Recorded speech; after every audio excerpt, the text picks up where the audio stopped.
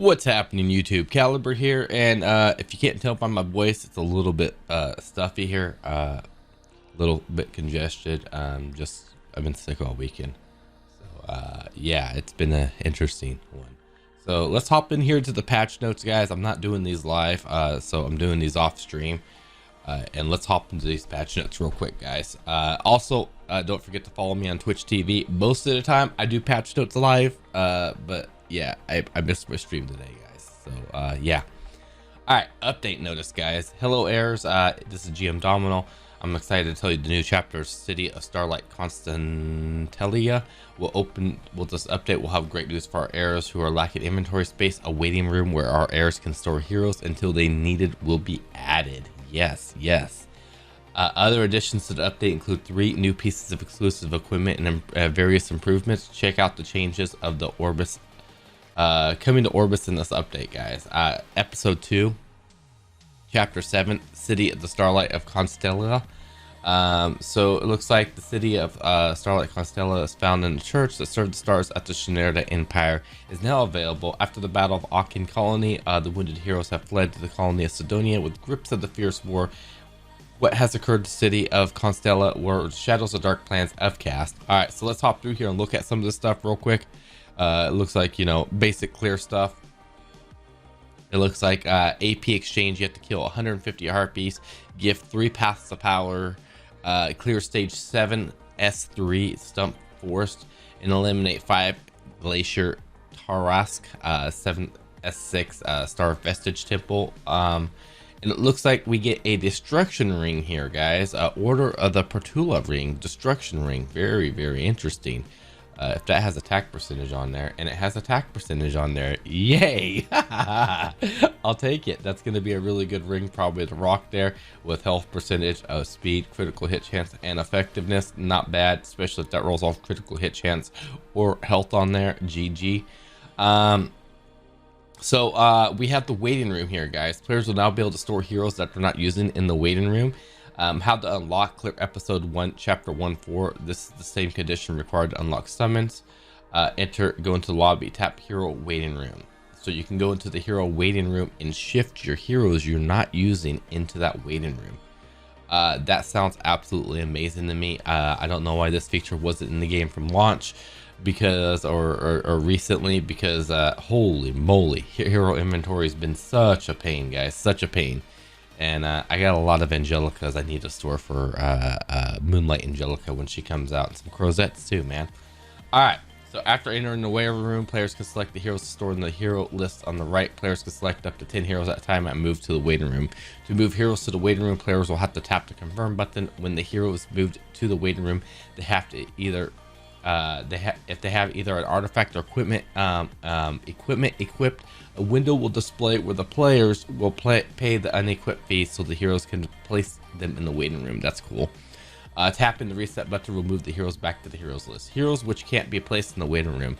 The following heroes can't be placed in the waiting room: heroes in storage, ingredient type heroes, penguins and phantasms, locked heroes in the team formation, heroes on a mission.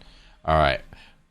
Players can call up heroes that are stored in the waiting room here by selecting them on the list to the left and tap and confirm. Up to 10 heroes can be selected at a time. These heroes can be moved to the hero inventory. Select the hero you wish to call up, tap the confirm button, move to the hero inventory, tap the reset button, deselect the heroes. Very, very nice. I love that. 150 spaces seems good to me. It will cost players 50 sky stones to increase the number of slots in the waiting room by 5. Players can expand the waiting room to a maximum 150 slots. GG. GG. Okay, exclusive equipment we got here, guys. Cigarette, Shadow Rose, Acades all gain exclusive equipment. Sounds pretty nice here. Players can obtain exclusive equipment at Halls of Trial. We all know about that. So we'll start off with Shadow Rose here. Shadow Rose is going to get an effectiveness as the main stat, 18 to 16%. Her Spirit of Darkness dispels 1 more buff when using Spirit of Darkness. Goddess of Ruin increased combat readiness of the caster by additional 25% when using Goddess of Ruin. And increased combat readiness affected Goddess of Ruin by 5% each. Ooh, okay, that's very interesting. So Goddess of Ruin is her S3, which does a CR push, 25% one way and 25% the other way. So against all allies, decreasing their combat readiness and increasing your team's combat readiness. So that's like a 60% CR push altogether. The bad thing about her is like no one likes using her because the pushback. But this being 30% with Goddess of Ruin right here might change that a little bit. Increase the combat readiness of the caster additional 25% when using Goddess of Ruin would be pretty interesting too. Because the fact she's going to get herself a 50% CR push is pretty strong, I think. These are definitely very interesting abilities on her. Not gonna overlook those. If you're a Shadow Rose fan, this might be the buff the exclusive equipment she needed. All right, so let's look at Sigrid here, guys. Sigrid's gonna get increased attack percentage from 7 to 14%. Her Sever ability here increases the damage dealt by Sever by 20%, guys. 20%. That seems like a pretty decent jump in damage from Sever. Sever is her S1. Attacks with the Scythe with a 40% chance to inflict 2 bleeds for 2 turns. Seems pretty good. And her getting the attack percentage increase with her being bleeds could definitely make Sigrid dangerous, guys. Sever increase the chance of inflicting bleeds when using Sever by 20% more. So going from a 40% to a 60% chance to increase your chance of doing bleeds. Technically it's a 70% chance with the buffs, with the skill enhancement. And then Smash here, guys. Smash is our S2. Changes the conditions necessary to activate Sever when using Smash from 50% main health to 75% main health. So if the enemy's health was less than 50%, activate Sever as an extra attack with 100% chance to inflict bleed. So this is kind of cool if you think about it, because if you can equip Smash on her, all they have to do is be 75% health and you're going to stack some bleeds on them. Honestly, I'm kind of digging this. I think this looks pretty solid. I'd be curious to see some of these and seeing Sigrid in action right now. All right, so we got a Katie's here. She's getting a 7 to 14% health here, guys. Increase the chance of decreasing attack when using magic design by 25%. Increase the chance of decreasing attack by 25%. That doesn't seem too crazily good, but I mean, I don't know, maybe. I think our magic design already was a 35% chance, so that would pump her up to technically you can pump that up to a 50% chance, so that's a 75% chance to decrease attack when using magic design. I mean, typically we don't use our Soul Weavers for the debuffs, but you know, they do land. Rapid Cure, increased amount recovered by Rapid Cure, which is our S2. You know what, that's not too bad. And Curing Prey, increase effective resistance to the caster for 2 turns when using Curing Prey. I feel like these are okay, man. I don't think they're game breaking, but I think they're definitely okay, and maybe a little something to make Katie's a little bit more more solid of a healer, because I have a feeling she just gets looked over most of the time. All right, so let's see here, guys. Charles drop rate up, guys. So guys, if you guys have been looking for the mustache, the only Charles is here, and yeah, might as well pull on him if you've been looking for him. Charles is a beast in the arena. Charles is a beast in RTA. Charles is just a beast anywhere he goes. People make huge mistakes attacking other people. He procs off Elbrus. Elbrus in the shop right now, guys. If you guys want to know my opinion on Charles, if you should pull on him, he's probably one of the most dangerous knights out there, in my opinion. I think Lilius would be right next to him when it comes to that. But when it comes to DPS knights, man, he's definitely one of the most dangerous ones out there, in my opinion. All right, side story, Eulogy of the State, week 3, guys. DN story continues, as well as our allies travel to North Rotania. How to play, it's just basically the side story 3 of DN. Go in there, do your farming and stuff like that, get your lost IDs, you know, 100% everything here, guys. Get yourself some really good some really good regents, because I tell you what, I've been having like I've been having epic catalyst drop for me like crazy on these. So you know, farm it up, guys, farm it up. UI improvements, guys. So unlock condition, what do we got here? Interface to sell equipment directly from the battle results screen is here, guys. So this is going to be really nice. You go in here, sell your equipment before it even touches your inventory. I like that feature, guys. Especially if I'm actually sitting there playing the game. I just want to get rid of the equipment. I don't want to have to leave the area I'm at. I just would rather sell my stuff. Player will now be able to sell the equipment they acquire from the stage directly from the results screens. Players can select the equipment they wish to sell by tapping the sell button. If a non-sellable item is selected, the current sale session will be canceled on the players need the equipment sold again. UI improvements, receiving new equipment, guys. A function will be added so players can access the sell and lock functions immediately after receiving a new piece of equipment, in addition to pop-up. Honestly, everybody should be taking advantage of this. I'm guilty of it myself. I don't lock the equipment I should be locking. Lock and unlock players will be added to the lock and unlock equipment time of acquisition. Sells, the player tap the sell button, new window will open displaying the currency and will give the selling equipment. Locked equipment can't be sold. All right, other fixes and improvements, guys. The lobby, the Christmas themed BGM background will no longer appear in the main lobby of the title screen. Skin shop, Aether rare skin Star of Ezra will be added to the shop, guys. So if you guys want Princess Aether skin, you missed out on it, you can get it for 40 tickets. The hero, the wear and issue Alenica skill Noble Blood after activating trample, even if the eradicate certain situations turned it, I don't even know what's being said here, was not for her and will be fixed. So my understanding on this, guys, is like she would go in for a dual attack and sometimes she would activate trample, if I'm not mistaken, if that's what I think I heard. And that's not supposed to happen. It's only supposed to be trample's only supposed to happen on her turn when she comes around on her turn. All right, what else do here? Nickname statement change ticket information special distribution issue occurred where some players were able to change their nickname to one that was already used. The issue has been corrected. Heirs who changed their name to one that was already taken will be given a random nickname. Additional nickname tickets will be provided to players who are given random nicknames.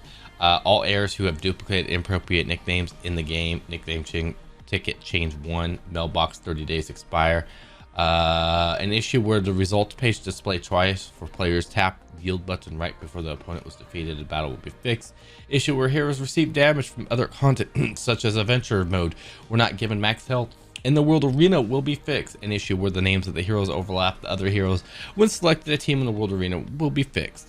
An issue with the world arena froze rather than synchronized when the time passed Epic 7 did not activate the screen will be fixed. An issue with Soulburn effects were not displayed when used by certain heroes will be fixed. An issue where defeated heroes remain visible on specific occasions will be fixed. An issue where heroes with auto skill usage deactivate for auto battle did not auto use skills in the world arena will be fixed. An issue where players could not select user interface guide while searching for an opponent in the world arena will be fixed. An issue where players could not access the imprint concentration for a hero with memory imprints in the world arena. They have a eagle fragment will be fixed. All background images for world arena content have been improved. Pets, the winter special snowman and snowflake pets will no longer be available. Readabilities to improve description of pet house. Gifts from lobby pets will now display in larger images so players can more easily see them. An issue where battle type pets remain displayed during the defense stages will be fixed. We got some monster stuff here, guys. Improvements have been made for the skill description for certain bosses in the monster journal. Issue where Abyss 76 skill description for Ruby Wyvern Acrobat did not change in-game effects will be fixed. Increased combat before increased combat every time the caster is attacked, become immune to combat readiness decreased after. Alright, this change is limited text only without functional changes in the game. Irrelevant highlights for skill descriptions and the skill Holy Shield from Monster Journal blah blah blah have been removed. Burning effects will be shown on the skill description when going to the Monster Journal of the Dazzled Magnar. An issue with the constellation of Nitros and Costrom monsters in episode 2 did not match the constellations shown in Monsters Journal. Looks like this is all just like weird monster fixes, guys. We'll just skip over that. An issue where Kitty Clarissa's icon did not display as intended will be fixed. let's see here. An issue where episode 251 appeared gray out after acquiring accessing to the regions had been fixed. Let's see here. Issue where the text displayed guaranteed summons or rate up summons did not fit the designated text box will be fixed. User interface hero details background pack will be improved so the scroll selection is minimized. An issue where tapping the more button in the hero review section, the game moved reviews very bottom will be fixed. Issue with description text, a domination frame, an admiral frame from the arena honor season displayed incorrectly. Qualifications for the recipient will be fixed. Issue where when players were entered a stage with the team that used the arena were unable to use repeat function as intended. We got a whole bunch of stuff here, guys. Information just arena display will be changed so season ranking season points did not appear to the season preseason. The text calculation season ranking will be shown instead. Display for the chest, users can select equipment improved so players can set options for the available equipment. Issue where the tap close area was too small for guild aid included. Display the guild members receive aid fixed so players can use the closed window by tapping the area. Issue where the game stopped momentarily when players finished one round of Guild Wars battle and tap the battle. Information tab for certain situations will be fixed. An issue where the class information for heroes did not appear when the players had heroes defeated in Guild Wars will be fixed. Issue where the hero class icons and enhanced elements icons overlapped each other will be fixed. An issue where the scroll appeared in an appropriate location where players sold equipment via auto selection function will be fixed. An issue where players could not enhance skills because the window for the skill enhancement did not activate certain situations will be fixed. An issue where the interface appeared in disorganized order when players changed equipment via lobby inventory equipped equipment exclusive equipment will be fixed. An issue where the skill description the artifact proof of valor was not fully displayed when it was enhanced increasing the skill level has been fixed. An issue where the gold was deducted for certain cases when players access a list of previous season arena equipment will be fixed. Issue where players were forced to move the lobby when they did not have enough currency in the exchange menu will be fixed. An issue where the transmission function using when placed ingredients certain heroes not eligible for heroes transmission will be fixed. Improvements measures will be taken in regards to issue players game would crash in long battles on the high floors of Abyss. We continue to monitor this issue to check additional instances in game crashes. Issue where camping dialogue for Tierra did not match the text will be fixed. What, people still use Tierra, huh? All right, so they're bringing the BOGO pack here, guys. We have a Happy New Year's heirs. We have a great pack to celebrate the New Year's. Please see below for more information. BOGO pack available from 1/9 to 1/31. Details: these time limit items may only be purchased during each of the sale periods, guys. So it looks like you could buy one BOGO pack here. Not sure how much it's going for, but it looks like you get double whammy of the goods here, guys. Not sure if it's worth it or not. I don't know what the price is on that, but it's here.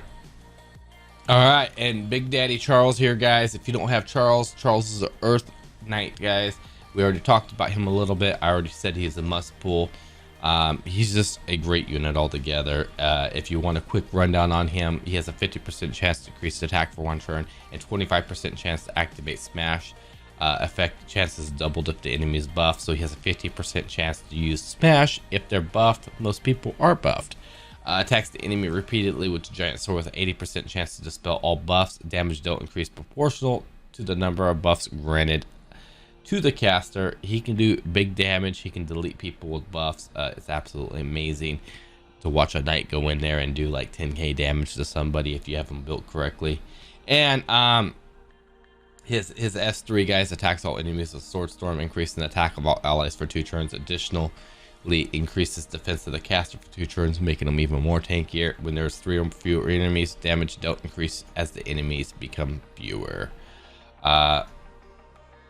So he's pretty cool. His artifact, Justice for All, isn't really a artifact that most people would use. Most people just don't use this artifact. It gives a random buff. It's just, I don't know, it just feels kind of weird, guys. It just feels kind of weird to use that artifact. I haven't ever found an instance where I used that artifact, but Charles is definitely a must pull, guys. So we're gonna wrap up these patch notes, guys. Hopefully you guys enjoyed these.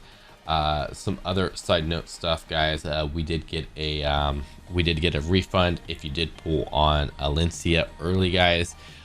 There was a refund that came in. If you're a little confused about that, that's why the refund came in. Those that pulled when her skill description was listed wrong got a refund.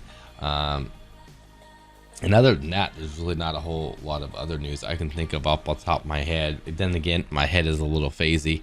Phasey, is that a word? I don't know. Yeah, so we're gonna wrap this up, guys, because my head's just getting a little bit more congested the more I talk, and my throat's feeling a little yeah. Anyways, thank you guys so much for watching this video. Hopefully you enjoyed it. Hopefully it had a little bit of energy to it. I'm definitely feeling better today, but I didn't realize how bad my voice felt. So yeah, hopefully you guys enjoyed this. Have a good one, and I will see you guys on the next patch notes and the next video.